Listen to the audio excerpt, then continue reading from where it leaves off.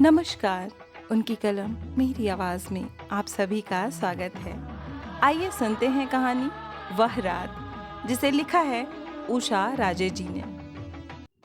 पिछले 3 दिनों से घर के रेडिएटर गर्म नहीं हो रहे थे। स्टॉल मीटर के पैसे बहुत पहले ही खत्म हो चुके थे।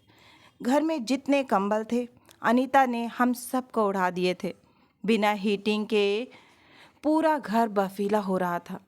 खिड़की के शीशे पर बर्फ की हल्की सी परत जम गई थी।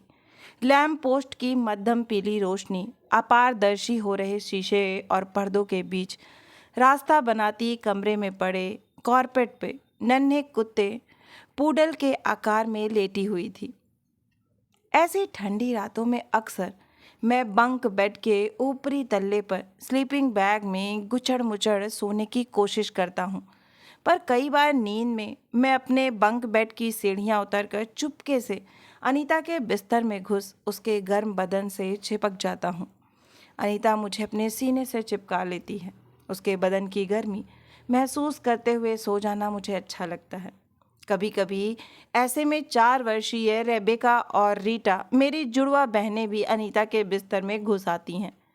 मुश्किल तो तब होती है जब रेबेका बिस्तर भिगो देती है, पर चतुर अनीता उसे पास रखे सूखे तौलिए में लपेट देती है और हम आराम से एक दूसरे से चिपके तब तक सोते रहते हैं जब तक साइड बोर्ड पर रखी घड़ी 8:05 का अलार्म नहीं बजाने लगती है। अक्सर घर में पैसों की तंगी हो जाती है, फिर भी मम्मी हमारे लिए बेबी सीटर का इंतज़ाम किसी न किसी तरह कर ही लेती हैं। कभी कभार ऐसा भी हुआ है कि बेबी सिटिंग के लिए कोई भी नहीं मिल पाया, तो ऐसे में मम्मी रात को हमें बिस्तर में सुलाकर सख्त निर्देश देकर घर के पिछले दरवाजे से चुपचाप बाहर निकल जाती हैं और सुबह हमारे उठने से पहले घर आ जाती हैं। आमतौर पर सुबह सुबह मम्मी बेहद थकी होती हैं। कई बार वह अपने ग्राहकों के साथ इतनी शराब पी लेती हैं कि उसे भयंकर सिर दर्द होता है। ऐसे में अनीता सुबह झटपट तैयार होकर रेबेका रीटा को दूध के साथ वीटा बिक्स नाश्ते में देकर खुद तैयार होने लगती है। रेबेका रीटा बिस्किट खाते हुए मम्मी के उठने तक टीवी पर सुबह आने वाले बच्चों के कार्यक्रम देखती रहती हैं। अनीता कॉर्नफ्लेक्स खाते खाते मुझे आवाज़ें लगाती रहती है। जब अनीता तंग आकर अकेले ही स्कूल जाने की धमकी देती है, तब मैं सीढ़ियाँ फलांगता हुआ डफल कोट के बटन लगातार नीचे आता हूँ। अनीता जानती है मैं जग भी जाऊँ तो भी मेरा पेट देर तक सोता रहता है। वह मुझे हड़काती हुई फलों की टोकरी में से एक सेब मेरे कंधे पर लटके बैग में डालते हुए मुझे तेज़ी से खींचती हुई स्कूल के लिए भगाती है। हम अक्सर दौड़ते हुए स्कूल जाते हैं। हमें मालूम है अगर हम 3 दिन तक लगातार देर से स्कूल पहुंचेंगे तो चौथे दिन मम्मी की स्कूल में पेशी हो जाएगी, जो मम्मी को बिल्कुल नहीं पसंद है। हमारी तमाम कोशिशों के बावजूद भी मम्मी को कई बार हम सबके लिए बड़ी जिल्लतें भुगतनी पड़ती हैं। मुझसे सिर्फ 1 साल बड़ी मेरी बहन अनीता बेहद समझदार है। स्कूल में जब कभी हमारे घरेलू मामलों के बारे में पूछताछ होती है, तो मम्मी को तमाम झंझटों से बचाने के लिए वह ढेर सारे बहाने बना लेती है। मैं तो बस उसकी हाँ में हाँ मिलाता रहता हूँ। मिस बेंसन और मिस ऑसबॉर्न को तो वह खूब अच्छी तरह पटा लेती है। अनीता है ही ऐसी प्यारी, पड़ोसियों को छोड़कर उसकी सबसे अच्छी पड़ती है। हमारे पड़ोसी अच्छे लोग नहीं हैं। वे हमें देखते ही हमारी मम्मी पर व्यंग करते हुए हमें सुना सुना कर गंदी गंदी बातें करने लगते हैं। कल रात फिर मम ने हमें जल्दी ही ऊपर सोने के लिए भेज दिया। उस समय शाम के 7 बजे थे। कोई 15 मिनट बाद बाथरूम में टब भरने की आवाज़ आई। शायद मम्मी नहा रही होंगी। थोड़ी ही देर बाद सीढ़ियों के चरमराने की आवाज़ से मुझे लगा कि मम्मी नीचे गई हैं। रेबेका रीटा सो चुकी थी। मुझे भी नींद आ रही थी, पर अनीता के दबे पांव नीचे जाने की आवाज़ ने मुझे उत्सुक कर दिया था। जब अनीता वापस ऊपर आई तो मैं बंक बेड में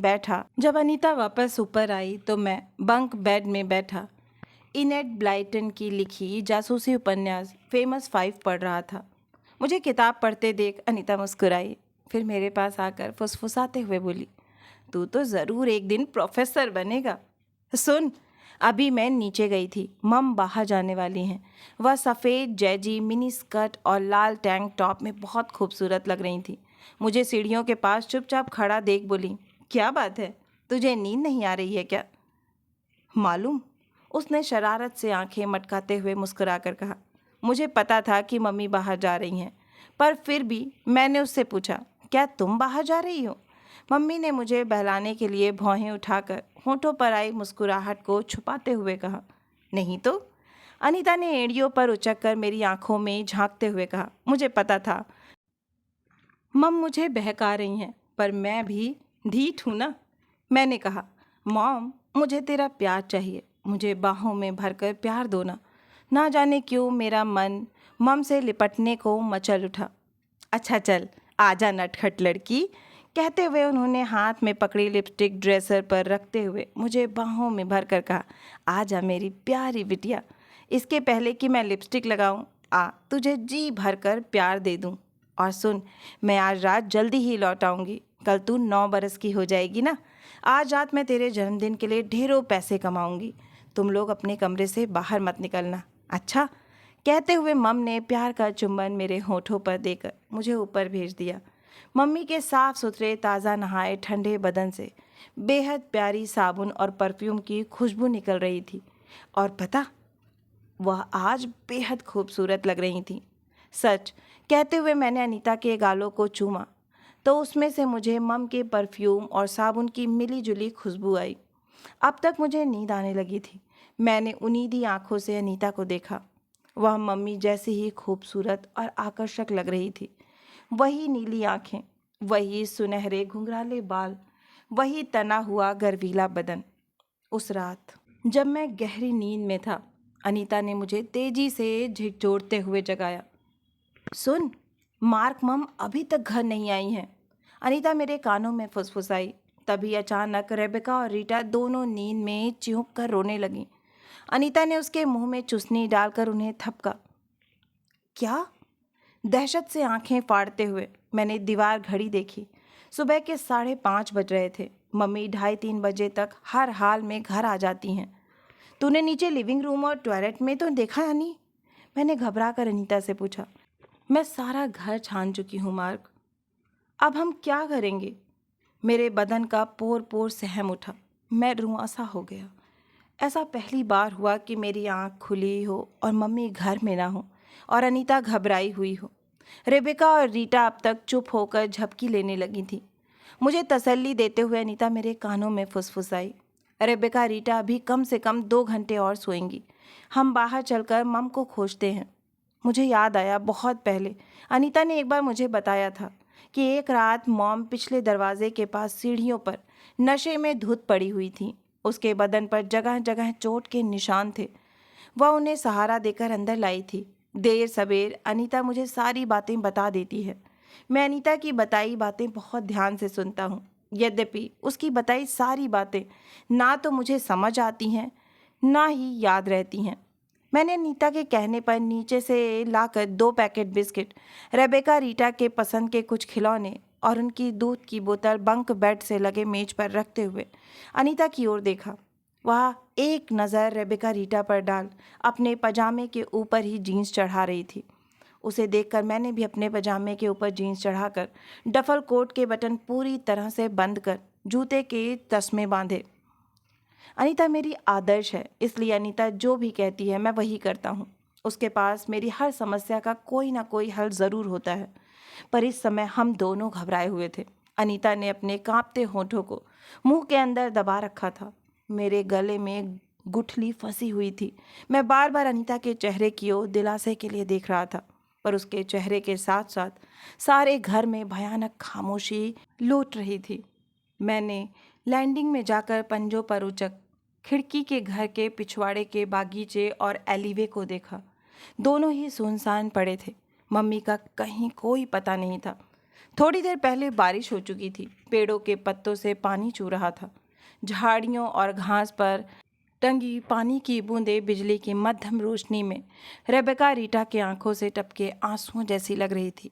जगह जगह पानी के चहबच्चे चमक रहे थे। पेड़ों के नीचे घना अंधेरा पसरा हुआ था। रेबेका और रीटा गहरी नींद में थीं। उन पर एक नज़र डाल हम दबे पांव सीढ़ियों से नीचे उतरे। रसोई घर वैसा ही बिखरा छितरा जूठे खाने के बर्तनों के साथ पड़ा हुआ था जैसा कल रात मम ने छोड़ा था। मम्मी चाहे कितनी भी थकी हों, घर में पैसों की चाहे कितनी भी कमी हो, पर रात को बाहर जाने से पहले वह हमारे लिए कुछ न कुछ गर्म खाना ज़रूर बनाती हैं। कल रात मम ने हमारे लिए पोक सॉसेज, फिश फिंगर और बीन्स बनाए थे। सॉसेज, फिश और मम्मी के सिगरेट की मिली जुली सुहानी गंध अभी भी रसोई और लिविंग रूम में तैर रही थी। मैंने एक लंबी सांस भरी और मन ही मन मम्मी को पुकारा। पिछवाड़े का दरवाज़ा जो रसोई घर से लगा हुआ था वह उड़का हुआ था। मम्मी ज़्यादातर पड़ोसियों की तानेबाजी और चुगलियों से बचने के लिए पिछले दरवाजे से ही बाहर जाना पसंद करती हैं। कल रात भी वह पिछले दरवाजे से ही पड़ोसियों से छुप छुपा कर गई होंगी। एक बार पड़ोसी कैरोलाइन ने मम्मी को बाहर जाते देखकर पुलिस को फ़ोन कर दिया कि घर नंबर 65 में बच्चे अकेले हैं। पुलिस हम सबको अपने साथ ले जाने ही वाली थी कि मम्मी वापस घर आ गईं। बाद में अनीता ने मुझे बताया कि उसने पुलिस गाड़ी देखते ही मम को मोबाइल पर फ़ोन कर कर बता दिया था और मम्मी ठीक समय पर पिछवाड़े के दरवाजे से घर आ गईं। पड़ोसियों को मुंह की खानी पड़ी। चारों तरफ अंधेरा था। मेरा दिल बुरी तरह से धड़क रहा था। पिछवाड़े का बगीचा जिसमें हम हर रोज़ खेलते हैं इस समय अजीब सा अनजाना और डरावना लग रहा था। आमतौर पर जब हम बगीचे में होते हैं तो हमें पड़ोसियों के घरों से आती टेलीविज़न और रेडियो की आवाज़ों के साथ उनके लड़ाई झगड़ों की चीख पुकार भी सुनाई देती है। इस समय बगीचे में इस तरह का सन्नाटा छाया हुआ था कि ज़मीन पर पड़ती पेड़ों की हिलती छाया भी हमें डरा रही थी। चेरी का वह घना पुराना पेड़ जिस पर हमने ट्री हाउस बना रखा है, झूलने के लिए गांठों वाली रस्सी टांग रखी है, इस समय भी फाय फो फम करने वाले दैत्य सा भयावना लग रहा था। अंधेरे में लुकते छिपते पड़ोसियों की गिद्ध दृष्टि से बचते हुए हम एलिवे की दीवार और झाड़ियों से चिपके आगे बढ़ते जा रहे थे। अचानक हमारे चारों तरफ घना कुहासा उतर आया। कहीं कहीं फिसलन भी थी। मेरा मन चाह रहा था कि इस मुसीबत की घड़ी में अनीता मुझसे बात करे, मुझे बताए कि मम हमें कहाँ मिलेंगी, पर अनीता थी कि कुछ बोल ही नहीं रही थी। अंत में मेरा धीरज जवाब दे गया और मैं सुबकियों के साथ गले से निकलती आवाज़ को घूंटता हुआ रोने लगा। अनीता एक पल रुकी। उसने अपनी दोनों बाहें मेरे गले में डालते हुए कहा, रो मत पगले, मम्मी यहीं कहीं होंगी। हो सकता है वह सुपरमार्केट दूध या सिगरेट लेने गई हों। अनीता, मुझे डर लग रहा है, मैंने उसके हाथों को कसकर पकड़ते हुए कहा। मम्मी ठीक तो होंगी ना? मैं अपने आप को भरसक सहज करते हुए फुसफुसाया। अनीता ने मिटन के अंदर बंद उंगलियों से मेरे गालों को सहलाते हुए कहा, घबरा मत, मैं हूँ ना। हम सड़क की ओर चलते हैं मार्क, मम्मी बस आती ही होंगी। अब तक हम उस जगह पर पहुंच गए थे जहां एलिवे सड़क से मिलती है। कोहरे के कारण हम 5-6 फीट से ज़्यादा दूर तक नहीं देख पा रहे थे। लैम्प पोस्ट की रोशनी में कोई दम नहीं था। हम थोड़ी देर वहीं खड़े हर दिशा में गर्दन घुमा घुमा कर मम्मी को तलाशते रहे। फिर हमने बड़ी सावधानी से ग्रीन क्रॉस कोड के एक एक आदेश को ध्यान में रखते हुए जेब्रा क्रॉसिंग से उस चौड़ी सड़क को पार किया जिस पर दोनों तरफ से ट्रैफिक आ जा रही थी। आते जाते कारों और ट्रकों की तेज़ रोशनी में वर्षा के कारण गीली सड़क रह रहकर चमक उठती। मार्क, हम यहीं बस स्टॉप के बेंच पर बैठकर मम्मी की प्रतीक्षा करते हैं। वह ज़रूर ही किसी न किसी बस से वापस आएंगी। अनीता की आंखों में उतर आई चिंता, चेहरे पर फैली उदासी और आवाज़ में आई कपकपाहट मुझे अंदर तक तोड़ती चली गई। मैं बेंच पर अनीता से सट कर बैठा, पाँव हिलाता रहा। स्टील की बेंच बर्फ़ की तरह नम और ठंडी थी। बिना मोजे के जूतों में बंधे मेरे पाँव सुन्न हो रहे थे। हम हर पल और अधिक व्याकुल होते जा रहे थे। तभी सड़क के दूसरे छोर से लाल रंग की डबल डेकर बस आती दिखी। बस के अंदर बत्तियां जल रही थीं। हमारे घबराए मन को भरोसा सा हुआ। बस की जलती बुझती बाईं बत्ती संकेत दे रही थी कि बस हमारे स्टॉप पर रुकेगी। बस रुकी। दरवाज़ा हिस्स की आवाज़ करता हुआ खुला, पर उसमें से कोई नहीं उतरा। बस ड्राइवर ने ज़रा आगे झुककर पूछा, क्या तुम लोग बस में चढ़ रहे हो? नहीं, अनीता ने सिर हिलाते हुए कहा, हम अपनी मम्मी का इंतज़ार कर रहे हैं। रात भर का जगह ड्राइवर शायद अच्छे मूड में नहीं था। उसने बड़बड़ाते हुए धड़ाम से दरवाज़ा बंद कर लिया। अनीता ने मेरी आंखों में आई उदासी को पढ़ते हुए मुझे अपनी बाहों के घेरे में लेते हुए सांत्वना दी। चिंता मत कर मार्क, मम्मी अगले बस में ज़रूर आ रही होंगी। पर बसें आती और जाती रहीं। गहरे काले आकाश से हल्की हल्की रोशनी धरती पर उतरने लगी थी। अब तक तकरीबन 9-10 बसें आ जा चुकी थीं। मम्मी किसी भी बस से नहीं उतरी। अचानक अनीता रेबेका और रीटा की ओर से चिंतित होकर बुदबुदाई, वे जग गई होंगी और हमें घर में ना पाकर रो रही होंगी। हम दोनों दहशतजद निराश कंधे झुकाए चुपचाप घर की ओर चल पड़े। सड़क पार करते करते हमने मन ही मन पूरा यकीन कर लिया था कि मम्मी किसी और रास्ते से घर पहुंच गई होंगी और हमें घर में ना पाकर परेशान दरवाजे पर त्योरी चढ़ाए हमें फटकारने को तैयार खड़ी होंगी। मम्मी के ख्याल भर से ही हम अपने आप को सुरक्षित महसूस करने लगे थे। अगली सुबह आसपास के तमाम घरों की बत्तियां जल गई थीं। लोग रोज़मर्रा के कामों में व्यस्त इधर उधर आ जा रहे थे। हम दोनों ने डफल कोट के हुड में अपने अपने चेहरे छुपा रखे थे। हम नहीं चाहते थे कोई पड़ोसी हमें इस लाचार और दयनीय स्थिति में देखकर मम्मी को आवारा और लापरवाह कहे। अजीब स्थिति थी हमारे मन की। एक तरफ हम भयभीत हो रहे थे कि हमें घर में ना पाकर मम्मी बहुत गुस्सा कर रही होंगी। दूसरी तरफ मम्मी के होने भर की कल्पना से हम अपने आप को सुरक्षित समझने लगे थे। तीसरी तरफ हमें अपराध बोध हो रहा था कि हमें किसी भी हालत में जुड़वा बहनों को घर में अकेले नहीं छोड़ना चाहिए था। वे अभी बच्चियां हैं। हम अंदर ही अंदर बेहद डरे, अकेले और असुरक्षित थे। घर पहुंचते ही अनीता ने मुझसे कहा कि मैं ऊपर बेडरूम और बाथरूम में जाकर ठीक से देखूं कि मम्मी आ गई हैं। इसी बीच अनीता ने नीचे के सारे कमरे देख डाले। छोटा सा घर, पल भर में हमने इस तरह छान मारा जैसे कि हम अपनी मम्मी को नहीं, उनके चाबी के गुच्छे को खोज रहे हैं। अब हम क्या करें? लंबी सांस लेते हुए मैंने अनीता से पूछा। मैं ऊपर जाकर रेबेका और रीटा को नीचे लाती हूँ। तुम जल्दी से कपड़े बदलकर टेबल पर वीटाबिक्स कटोरों में डालकर तैयार रखो। रेबेका रीटा भूखी होंगी। रेबेका रीटा स्वभाव से खामोश किस्म की बच्चियां हैं। उनका मन टीवी में खूब रमता है। उन्हें खाने को मिलता रहे तो वे अपनी गंदी नैपी में भी चुपचाप बैठी टीवी देखती रहेंगी। स्कूल जाने का समय हो रहा था। ब्रेकफास्ट सीरियल का पहला चम्मच मुंह में रखते हुए मैंने अनीता से पूछा, ऐसे में हम स्कूल जाएंगे क्या? पता नहीं, देखती हूँ, अनीता परेशान सी बोली। जब तक मैं रेबेका और रीटा को हाई चेयर में स्ट्रैप करके उन्हें बिस्कुट का पैकेट पकड़ाकर टीवी चलाकर आती हूँ, तब तक तू बाहर गेट से झांक कर देख, शायद मम्मी सड़क के दूसरे छोर पर दिख जाए।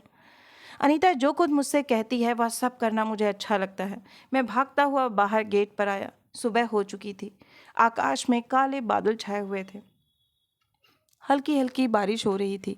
हमारी सड़क के अंतिम सिरे पर जहां हमको कुछ देर पहले खड़े चारों तरफ गर्दन घुमा घुमा कर मम्मी को तलाश कर रहे थे, वहीं इस समय लाल नीली जलती बुझती बत्तियों वाली पुलिस गाड़ियों के साथ एम्बुलेंस खड़ी थी। पुलिस ने सड़क पर लाल नीली पट्टियों का घेरा डाल रखा था। एक पुलिसमैन ट्रैफिक को घुमाकर दूसरी ओर भेज रहा था। पुलिस और एम्बुलेंस की जलती बुझती लाल नीली बत्तियां लोगों को अपनी तरफ आकर्षित कर रही थीं। सुबह सुबह ऐसा अजीबोगरीब दृश्य मैंने पहले कभी नहीं देखा था। उत्तेजना से थरथराता मैं भागता हुआ अंदर गया। अनीता की आंखों में आए प्रश्न के उत्तर में मैंने उसे बताया कि हमारी सड़क के अंतिम सिरे पर पुलिस गाड़ियों, एम्बुलेंस और लोगों का मजमा लगा हुआ है। अनीता ने रेबेका और रीटा के हाथों में बिस्कुट पकड़ाते हुए उनसे कहा, तुम दोनों थोड़ी देर यहीं सोफे पर बैठकर कार्टून देखो। मार्क और मैं ज़रा बाहर जाकर देखते हैं कि सड़क पर क्या हो रहा है। घटनास्थल के करीब पहुंचते ही मैंने अपने उन पड़ोसियों को पहचान लिया जो पुलिस से बातें कर रहे थे। शायद वे लोग हमारे घर की तरफ देख रहे थे। तभी एक पुलिस ऑफिसर की दृष्टि हम पर पड़ गई। वह आगे बढ़ा, हमारे पास आया और बोला, बच्चों, तुम लोग कौन हो और इस समय अकेले कहाँ जा रहे हो?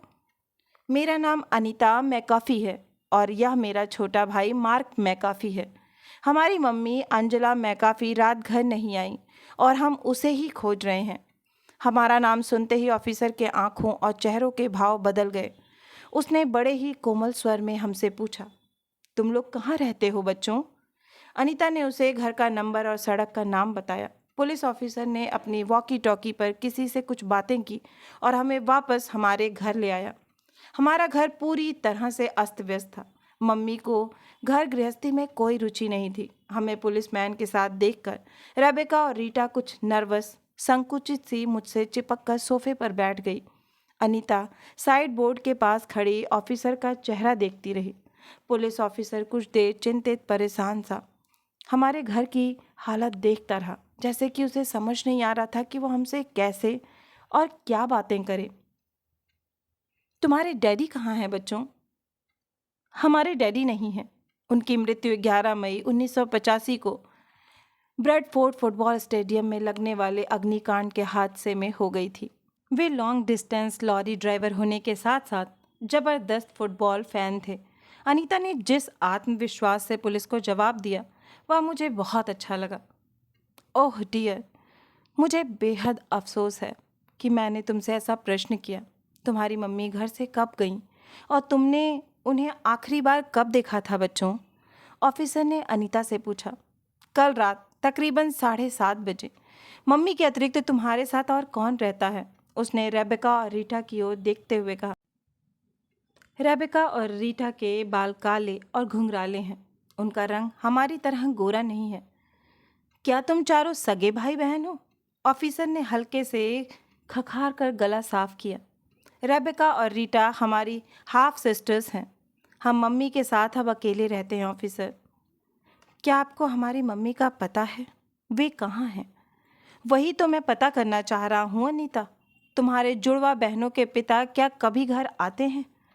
पुलिस ऑफिसर ने हमसे पुचकारते हुए पूछा।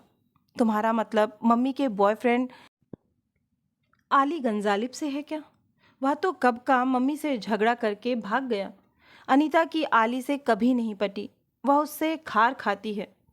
क्या तुम्हारी मम्मी और आली गंजालिब की कोई फोटो घर में है? नहीं, घर छोड़ने से पहले आली ने हमारे सारे फोटो और रीटा रेबेका के बर्थ सर्टिफिकेट जला दिए थे। अनीता ने इस तरह मुंह बिगाड़ कर कहा जैसे किसी ने उसे कड़वा बियर पिला दिया। मैं मम्मी के अभी तक घर न आने से इतना नर्वस और घबराया हुआ था कि पुलिस और अनीता के बीच हो रही बातें मेरे पल्ले नहीं पड़ रही थीं। आली बेहद गुस्सेवर और लड़ने झगड़ने वाला था। मम्मी के साथ कभी कभी वह गुस्से में आकर हमारी भी पिटाई कर देता था। हमसे बातें करते करते पुलिस ऑफिसर रसोई में चला गया। वह पुलिस रेडियो पर अपने कंट्रोल रूम से बातें कर रहा था। मुझे उसकी दबी दबी आवाज़ें सुनाई तो दे रही थी, पर कुछ समझ नहीं आ रहा था। हमेशा चहकने और बातचीत की शौकीन अनीता का चेहरा घबराहट से जर्द होता जा रहा था। शायद वह पुलिस की बातों को काफ़ी हद तक समझ रही थी। जब पुलिस ऑफिसर रसोई से बाहर निकल कर आया तो उसके चेहरे पर चिंता की लकीरें थीं। वह नर्वस और चिंतित लग रहा था। शायद वह हमसे कुछ कहना चाह रहा था, पर उसे कुछ समझ नहीं आ रहा था। तभी उसकी नज़र टेबल पर पड़े अनीता के कोर्स बुक की एक किताब पर पड़ी। उसने उसे उठाकर कहा, आओ इस किताब में से एक कहानी पढ़ें। वह कोर्स बुक है, कहानी की किताब नहीं। मैंने कहना चाहा, पर संकोच के कारण मेरे मुंह से आवाज़ तक नहीं निकली। तभी दरवाजे पर कुछ हलचल हुई। एक पुलिस लेडी कमरे में दाखिल हुई, जिसका चेहरा बच्चों के कहानियों की जनप्रिय नायिका मैरी पॉपिंस जैसा प्यारा था। पुलिस लेडी ने बेहद प्यारी आवाज़ में हम लोगों से हाथ मिलाते हुए अपना नाम बताया। फिर उसने हमारा नाम पूछा। वह हमसे इस तरह प्यार से बातें कर रही थी जैसे वह हमें अरसे से जानती थी और वह हमारी कोई रिश्तेदार हो, जैसे बुआ या मौसी। उसने हम चारों को किटकैट चॉकलेट का एक एक बार पकड़ाते हुए कहा। बाहर लाल नीली बत्तियों वाली पुलिस गाड़ी हमारा इंतज़ार कर रही है। हम चहक उठे। एक बार जब मैं कार्निवल में खो गया था तो पुलिस गाड़ी इसी तरह मुझे मम्मी के पास ले गई थी। मुझे लगा हमारी मम्मी ज़रूर किसी मुसीबत में फंस गई हैं, इसीलिए हमें उसके पास ले जाया जा रहा है। वैसे भी हमें कार में जाने के मौके कम ही मिलते हैं, इसलिए इस अजीबो गरीब दुखद परिस्थिति में भी हम पल भर को पुलक उठे। किंतु यह पुलकन ज़्यादा देर नहीं रही। हमारे कार में बैठते ही कार चल पड़ी। हमारा घर हमसे दूर पीछे छूटता जा रहा था। अनीता बार बार पीछे मुड़कर देख रही थी। उसने कई बार पुलिस लेडी से मम्मी के बारे में पूछा, पर वह हमसे और बातें करती रही। हम डरे सहमे कार की पिछली सीट पर एक दूसरे के हाथों में हाथ फंसा कर बैठ गए। इस समय हमें कुछ पता नहीं था कि हम कहाँ जा रहे हैं और क्यों जा रहे हैं। मैंने अनीता की ओर देखा, वह भी बेचैन और घबराई हुई थी। रेबेका, रीटा हर चीज़ से बेखबर मुंह में अंगूठा डाले एक दूसरे से चिपकी हुई कार चलते ही सो गईं। कोई 20 मिनट सड़क पर दौड़ने के बाद कार बाईं ओर मुड़ी। सड़क के दोनों ओर कॉकर और ओक के घने लंबे तगड़े वृक्ष लगे हुए थे। कार लाल बजरी वाले सड़क के आखिरी छोर पर घने पेड़ों के बीच छिपे एक मैनर हाउस के आगे लगे आयरन गेट के आगे जाकर रुक गई। पुलिस ऑफिसर ने रेडियो से अंदर कुछ संदेश भेजे। थोड़ी ही देर में वह लंबा चौड़ा लोहे का गेट अपने आप धीरे धीरे बिना आवाज़ खुलता चला गया। मकान के चारों ओर बगीचा था, जिसमें slide, trampoline, climbing frame, net ball आदि विभिन्न प्रकार के खेल कूद और कसरत करने वाले उपकरण लगे हुए थे। गेट के बाईं ओर दीवार पर पीतल के बोर्ड पर सेंट वैलेंटाइन चिल्ड्रंस होम काले रंग में गुदा हुआ था। हम चारों भाई बहन सहमे हुए एक दूसरे का हाथ पकड़े पुलिस लेडी के साथ स्वचालित दरवाजों के बीच गुजरते हुए एक लंबे गलियारे को पार कर विशाल खुले बैठक में पहुंच गए। हमें सोफे पर बैठने को कहा गया, जिसमें एक ओर बच्चों के ढेरों खिलौने और किताबें सेल्फ और अलमारियों में सजा कर रखे हुए थे। यद्यपि हम संकुचित, घबराए, डरे और आशंकित थे, फिर भी हमें अपने कबाड़ खाने और चिल्ल पाँव वाले जैसे घर से यह ज़्यादा अच्छा लगा। शायद इस बड़े घर में रहने वालों को पता था कि हम आने वाले हैं, इसलिए उन्होंने हमारे आते ही हमें गर्म कोको, चॉकलेट और बिस्किट आदि खाने पीने को देते हुए कहा कि हम वहाँ रखे किसी भी खिलौनों से खेल सकते हैं। उन बड़े और अच्छे लोगों का ध्यान हम पर केंद्रित था, मानो हम उनके कोई मेहमान हों। थोड़ी ही देर में एक फोटोग्राफर आया। उसने हम चारों से कहा, यदि हम अपने मनपसंद खिलौनों के साथ सोफे पर बैठ जाएं, तो वह हमारी बहुत सारी तस्वीरें उतारेगा। हमारे पास अपनी कोई फ़ोटो नहीं थी, इसलिए हमें अपनी फ़ोटो खिंचवाने वाली बात बहुत अच्छी लगी। अनीता ने बारबी डॉल हाथ में उठाया और बेमन से चुपचाप हमारे साथ फ़ोटो खिंचवाती रही। उसने फोटोग्राफर से कोई प्रश्न नहीं किया। फोटोग्राफर ने हम लोगों की बहुत सारी फ़ोटो खींची। फोटोग्राफर के जाने के बाद हम दोबारा फिर खिलौनों से खेलने लगे, पर अनीता चुपचाप वहीं हमारे पास पड़े सोफे पर बैठी टेलीविज़न देखते हुए वहाँ के लोगों का आना जाना देखती रही। शायद वे लोग जल्दी में थे। पीछे के कमरे से बार बार टेलीफोन की घंटी बजने और फ़ोन उठाने की आवाज़ आ रही थी। मुझे और रेबेका, रीटा को खिलौनों से खेलना बड़ा अच्छा लग रहा था। सभी खिलौने नए और महंगे थे। हम कभी एक खिलौना उठाते और कभी दूसरा। अभी हमें खिलौनों से खेलते हुए कुछ ही देर हुआ था कि वह मैरी पॉपिन जैसी खूबसूरत चेहरे वाली खुशमिजाज पुलिस लेडी अनीता का हाथ पकड़कर हमारे पास कारपेट पर आकर बैठ गई। थोड़ी देर वह भी हमारे साथ खिलौनों से खेलती रही। फिर उसने हमसे कहा, बच्चों, मुझे तुमसे कुछ गंभीर बातें करनी हैं। आज तक किसी ने हमसे गंभीर बातें नहीं की थी। हम चारों खेलते खेलते रुक गए और उसकी ओर मूर्खों की तरह देखने लगे। उसने बड़े प्यार से रीटा, रेबेका को अपनी गोद में बैठाते हुए मेरे और अनीता के हाथों को अपने हाथ में लेकर सहलाते हुए कहा, देखो बच्चों, तुम्हारी मम्मी अब तुमसे बहुत दूर चली गई हैं। जीसस के देवदूत उसे स्वर्ग ले गए। अब वे तुमसे मिलने कभी भी नहीं आ सकेंगी, पर चिंता मत करो, हम लोग तुम्हारी देखभाल करेंगे। नहीं, अनीता सख्ती से बोली, तुम झूठ बोल रही हो। ले जाओ अपने खिलौने, नहीं चाहिए हमें तुम्हारे खिलौने। उसने होठों को भींचते हुए हाथ में पकड़ा खिलौना फेंक दिया। अनीता को देखकर मैंने, रेबेका और रीटा ने भी अपने खिलौने फेंक दिए और हम सब ने एक दूसरे का अनुकरण करते हुए कहा, हमें नहीं चाहिए तुम्हारे खिलौने, नहीं चाहिए, हमें अपनी मम्मी चाहिए।